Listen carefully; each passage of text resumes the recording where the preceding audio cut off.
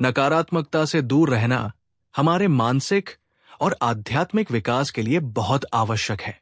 श्री कृष्ण गीता में अर्जुन को यही सिखाते हैं कि नकारात्मक विचारों को त्याग कर सकारात्मकता की ओर बढ़ना चाहिए। किसी भी परिस्थिति में मन कमजोर नहीं होना चाहिए। भय, संदेह और निराशा मनुष्य को लक्ष्य से भटका सकते हैं। श्री कृष्ण अर्जुन से कहते हैं कि सच्चा योद्धा वही है जो अपने मन को नियंत्रित कर लेता है। नकारात्मक सोच जीवन में बाधाएं उत्पन्न करती है, लेकिन सकारात्मक सोच हमें आगे बढ़ने की प्रेरणा देती है। कर्मयोग का सिद्धांत भी यही कहता है कि व्यक्ति को अपने कर्म पर ध्यान देना चाहिए, न कि उसके परिणामों की चिंता करनी चाहिए। जब हम निष्काम भाव से कर्म करते हैं तो नकारात्मकता स्वतः ही दूर हो जाती है।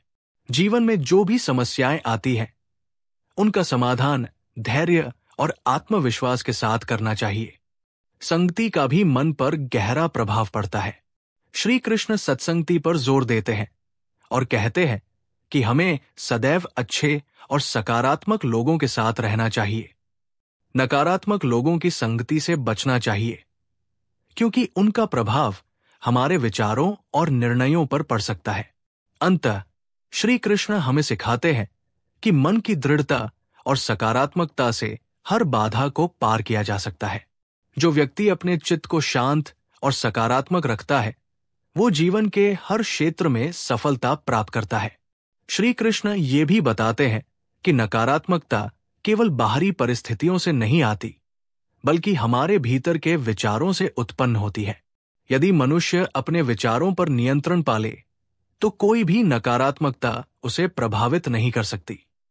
गीता में कहा गया है कि व्यक्ति को आत्मज्ञान और ध्यान के माध्यम से अपने चित्त को शांत रखना चाहिए।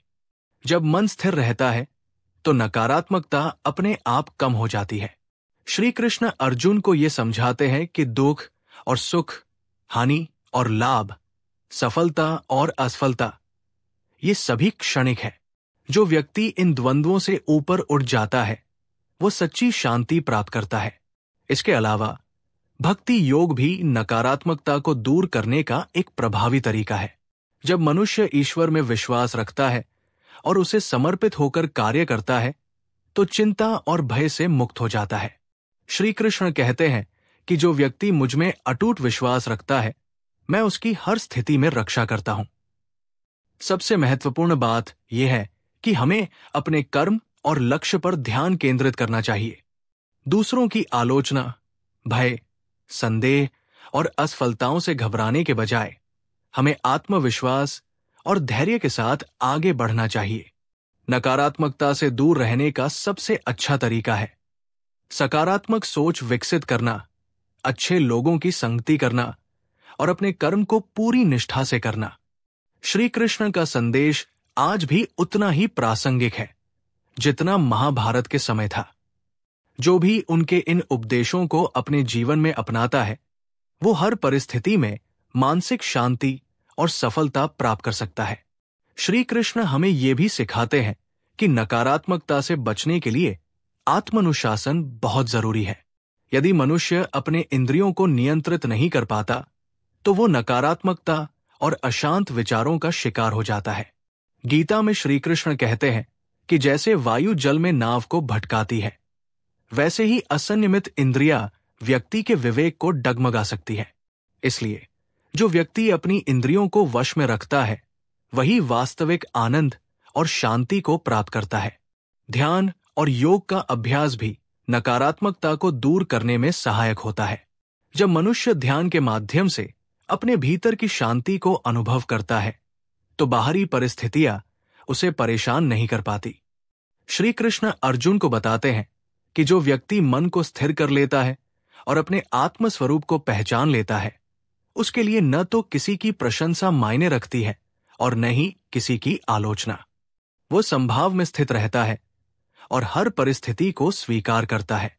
कर्मयोग का एक और महत्वपूर्ण पहलू है अहंकार का त्याग। कई बार नकारात्मकता का मूल कारण हमारा अहंकार ही होता है। जब हम स्वयं को सबसे श्रेष्ठ मानते हैं या दूसरों की अपेक्षाओं में उलझ जाते हैं, तो निराशा और असंतोष जन्म लेते हैं। श्री कृष्ण सिखाते हैं कि हमें अपने कर्म को ईश्वर को समर्पित कर देना चाहिए और फल की चिंता नहीं करनी चाहिए। जब हम इस भाव से कार्य करते हैं तो असफलता भी हमें हतोत्साहित नहीं कर सकती। इसके अलावा क्षमा और सहनशीलता का अभ्यास भी नकारात्मकता को दूर करने का एक प्रभावी तरीका है। यदि हम दूसरों की गलतियों को बार बार सोचते हैं या उनसे बदला लेने की भावना रखते हैं तो ये हमारे ही मन को अशांत करता है। श्री कृष्ण हमें सिखाते हैं कि सच्चा वीर वही है जो दूसरों की गलतियों को क्षमा कर देता है और जीवन में आगे बढ़ता है। अंततः जीवन में सकारात्मकता बनाए रखने के लिए हमें भक्ति, ध्यान, आत्मसंयम, संभाव और कर्मयोग को अपनाना चाहिए। जब हम श्री कृष्ण के इन उपदेशों को अपने जीवन में उतारते हैं तो न केवल नकारात्मकता हमसे दूर रहती है बल्कि हमें सच्ची शांति और आनंद की प्राप्ति भी होती है। श्री कृष्ण हमें ये भी समझाते हैं कि नकारात्मकता से बचने के लिए जीवन को समर्पण और स्वीकृति के भाव से जीना चाहिए।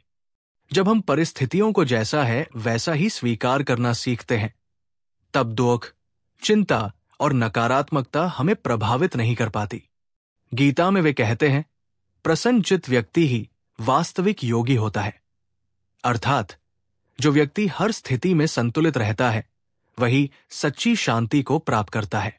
मन को स्थिर और शांत बनाए रखना भी नकारात्मकता से बचने का एक उपाय है।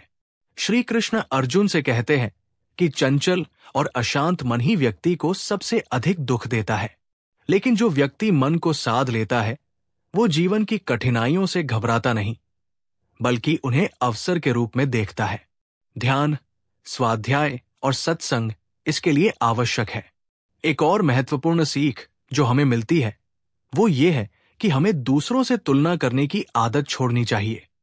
नकारात्मकता अक्सर तब उत्पन्न होती है जब हम अपने जीवन की तुलना किसी और से करने लगते हैं। श्री कृष्ण स्पष्ट रूप से कहते हैं कि प्रत्येक व्यक्ति का जीवन, कर्म और भाग्य अलग होता है, इसलिए हमें अपने कर्तव्य पर ध्यान देना चाहिए, न कि दूसरों के जीवन से स्वयं को मापना चाहिए। इसके अलावा आभार व्यक्त करना, ग्रैटिट्यूड, भी नकारात्मकता को दूर करने में सहायक है। जब हम जीवन में जो कुछ भी मिला है उसके लिए कृतज्ञ होते हैं तो हमारा ध्यान अभाव से हटकर संपन्नता की ओर चला जाता है। श्री कृष्ण हमें सिखाते हैं कि सच्चा भक्त वही है जो हर स्थिति में ईश्वर का धन्यवाद करता है और जीवन की हर परिस्थिति को एक सीख के रूप में देखता है। सकारात्मकता बनाए रखने का एक और तरीका है सेवा और परोपकार। जब हम निस्वार्थ भाव से दूसरों की मदद करते हैं तो हमारे भीतर आत्मसंतोष और आनंद का भाव उत्पन्न होता है जो नकारात्मकता को दूर कर देता है। श्री कृष्ण कहते हैं कि जो व्यक्ति केवल अपने लिए जीता है वो कभी संतुष्ट नहीं हो सकता, लेकिन जो दूसरों की भलाई के लिए कार्य करता है वो सच्ची शांति प्राप्त करता है। अतः यदि हम श्री कृष्ण के उपदेशों को अपने जीवन में अपनाएं, धैर्य, संतुलन, स्वीकृति, कृतज्ञता और सेवा को अपनाएं, तो नकारात्मकता हमारे जीवन से स्वयं ही दूर हो जाएगी और हम आंतरिक आनंद और शांति का अनुभव कर पाएंगे।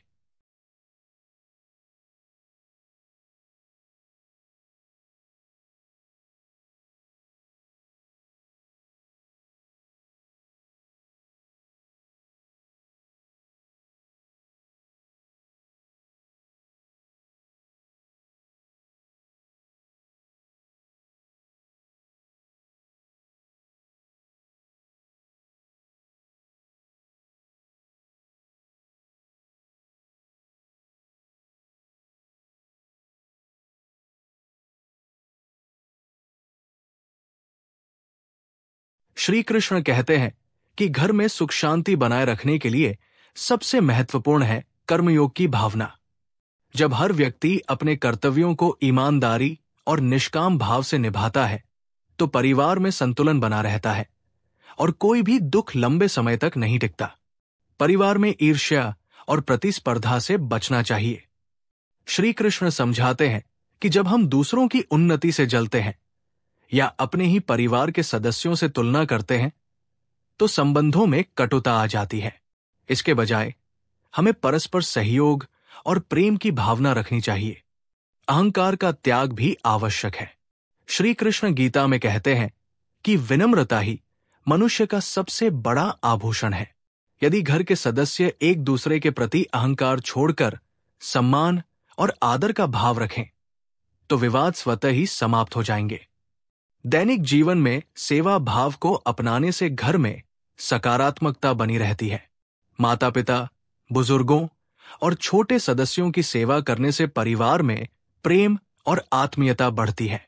श्री कृष्ण स्वयं भी दीन दुखियों और अपने मित्रों की सेवा करने में कभी पीछे नहीं रहे, जिससे उन्होंने ये संदेश दिया कि सेवा ही सच्ची भक्ति है।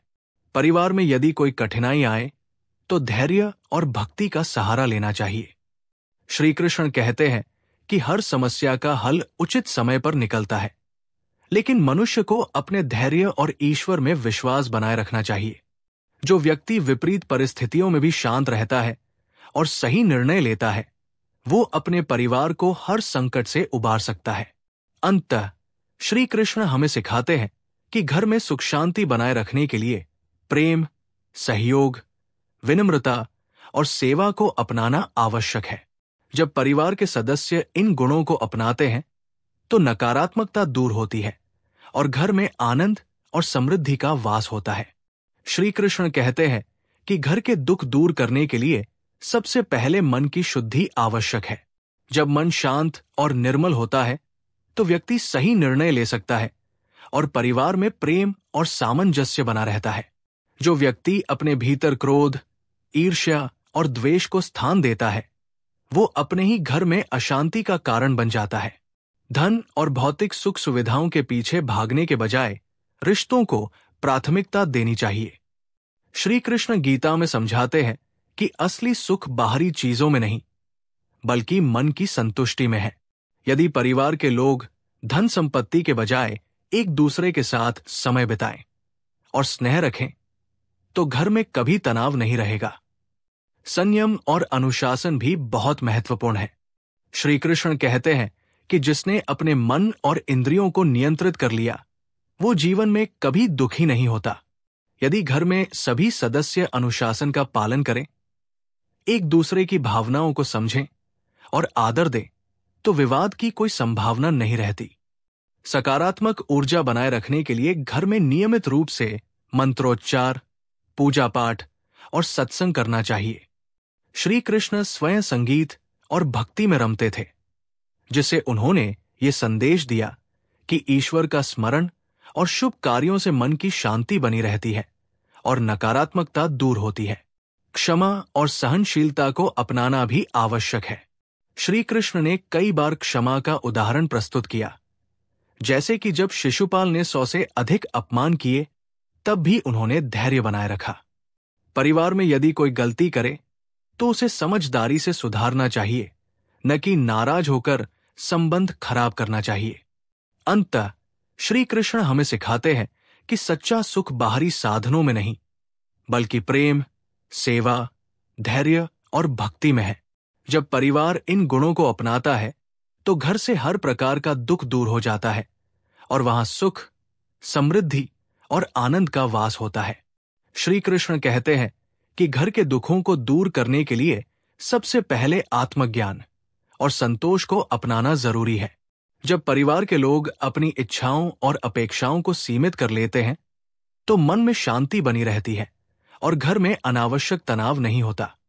इच्छाओं की अधिकता ही दुख का मूल कारण है। परिवार में प्रेम और करुणा का भाव बनाए रखना आवश्यक है।